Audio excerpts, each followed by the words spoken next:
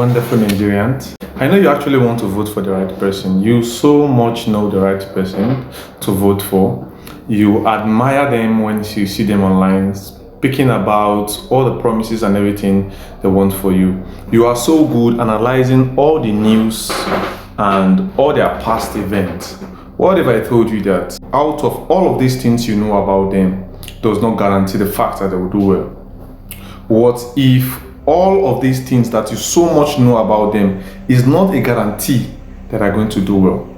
You fight for them, you hate people for them, you show so much of intelligence around those people. But what if I tell you that that is not the blueprint that determines a good leader? The New Politics is a new series we are having for you. The New Politics is the politics where you are not afraid of coming to the space. And mind you, if you have desire to go into politics, this is a space for you as a young Nigerian. I found out that this niche is actually very hard to get in getting the audience of Nigerians who want to be in politics. You'll find out that one way or the other, we have good Nigerians that know how to analyze, how to talk about the errors. They know the goods and the bads. They know how to post. But can you come to the space? Put in structure all of those things into policies that people will abide in. Let me just share this for you. You can be given a contract to paint Nigeria black and white and paid for it in full. I can tell you that in the next 8 years, you can never deliver this job. You can't, because there are Nigerians who will tell you they don't want black color, they want purple. There are Nigerians who will tell you they are allergic to white color, they want purple. Now, how do you come to this space? How do you win? Outside all the books you have read, mastering how to be professional in leadership, aside all the blueprints you have checked, all the tactics on how to become this thing, I just want to introduce to you 3 things. It is the new policy, not just the new politics. So as a young Nigerian who aspire, who have so much vision in becoming a leader in the space of governance, this is a new policy. And a new policy, it is the new politics. Now let me share something with you today. The law of persistence rejection. The leader understood the fundamental laws of human dynamics. What you reject persists, and by making this, people one way or the other make a law, the official enemy. The leader ensured that every citizen mental energy was focused entirely on being poor in the quiet hall of the inner sanctum. The leader watched the data screen. He didn't see people. He saw focus points.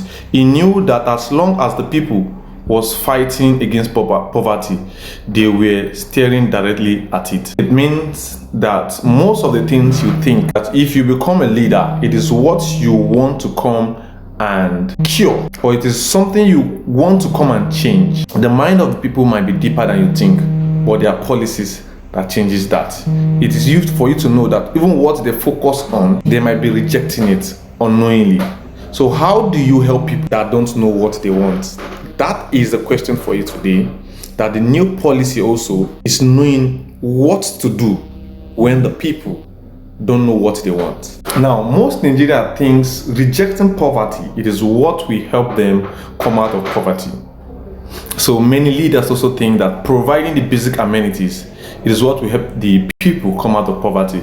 Most of you still believe that the basic amenities Nigerians need are the reason why they are set back. I can tell you today that the price of petrol that is at 1.3, for instance, if you come back to 200, it will not make a change in Nigeria. Because when it was 200, Nigeria they didn't make any change. When it was 300, they didn't see any reason to do a change. So even if you bring the price down, a lot of the Nigerians will not want to draw that business back because they will see they have so much to lose. Let me teach you this policy game. People in the House of Representative, most of them are actually business gurus also. So let's say the minority or the majority out of them, one way or the other, their friends or their colleague has a lot of filling station.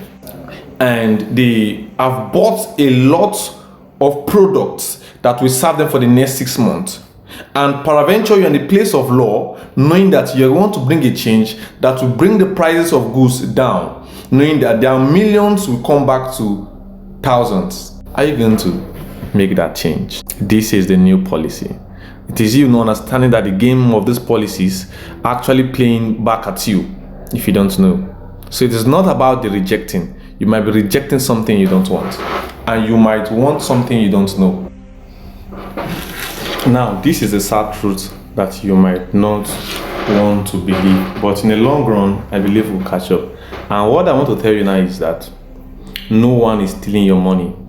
Most of us say it's Nigerian government that's stealing our money. I so much believe that if you want to ask an average Nigerian, they will tell you how many people believe that these people are actually stealing your money. And that has been your focus for so long. Now listen, no one is stealing your money, because the oldest and loudest grievance in the history of civil unrest is finance.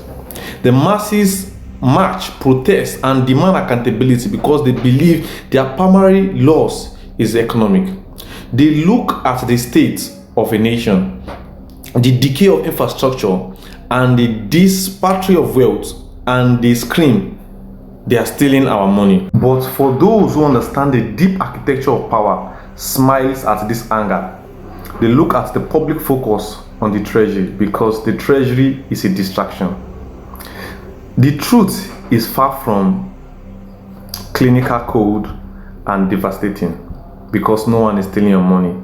They are taking something, let me say, infinitely more powerful. They are trading for what actually governs your life. It is called the currency illusion. Now wait a minute. Money is an external, superficial construct. It is a number on a screen, paper in a vault, a medium of exchange that can be printed, devalued, or wiped out of a single microeconomic policy. To believe that the ultimate end of power is the accumulation of flat currency localized. The systems allows you to observe over taxes, inflation, and budget, because as long as you are tracking the coins, you are not tracking the programming. How come that this method keep repeating itself back to back again? We so know much about these things, but how come we are just focusing entirely on the wallet? When you are focusing on the wallet, you are playing inside a metric design to keep your attention localized. The system allows you to obsess over tax, inflation, and budgets, because as long as you are tracking the coins, you are not tracking the programming. The true governance does not care about your money. It cares about your cognitive sovereignty. This is policy. This is the new politics.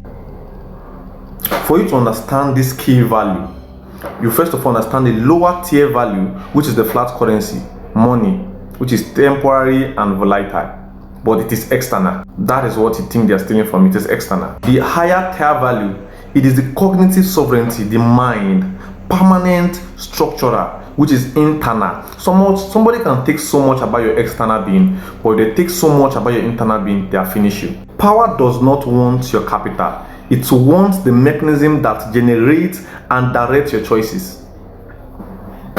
If someone steals your money, you notice it instantly. You rebel. You retaliate. And you protect your remaining assets.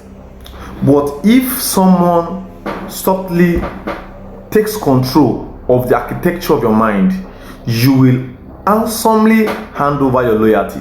Most of us believe that we somewhat hate these people, but one way or the other, that most of them that they engage us will want to engage with them on prices.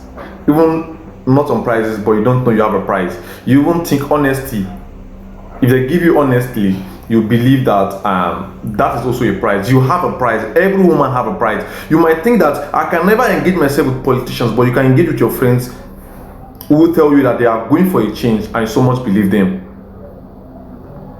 Let me tell you, you will handsomely hand over your loyalty, your time, your compliance, you will do it willingly, thinking that it is your own idea.